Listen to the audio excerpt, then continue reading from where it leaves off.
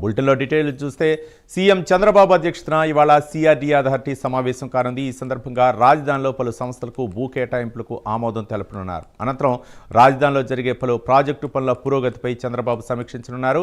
ఈ నెల 7 నుంచి రాజధానిలోని 7 గ్రామాల్లో రెండో దశ ల్యాండ్ పూలింగ్ చేపట్టడంపై చర్చించనున్నారు.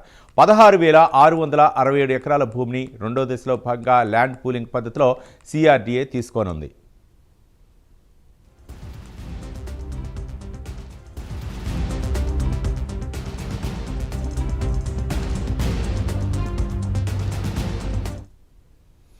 ఏపీ సీఎం చంద్రబాబు నాయుడు అధ్యక్షతన ఇవాళ సిఆర్డీఏ అథారిటీ సమావేశం కానుంది. ఈ సందర్భంగా రాజధానిలో పలు సంస్థలకు భూ కేటాయింపులకు ఆమోదం తెలపనున్నారు. అనంతరం రాజధానిలో జరిగే పలు ప్రాజెక్టు పనుల పురోగతిపై చంద్రబాబు సమీక్షించనున్నారు. ఈ నెల 7 నుంచి రాజధానిలోని 7 గ్రామాల్లో రెండో దశ ల్యాండ్ పూలింగ్ చేపట్టడంపై చర్చించనున్నారు.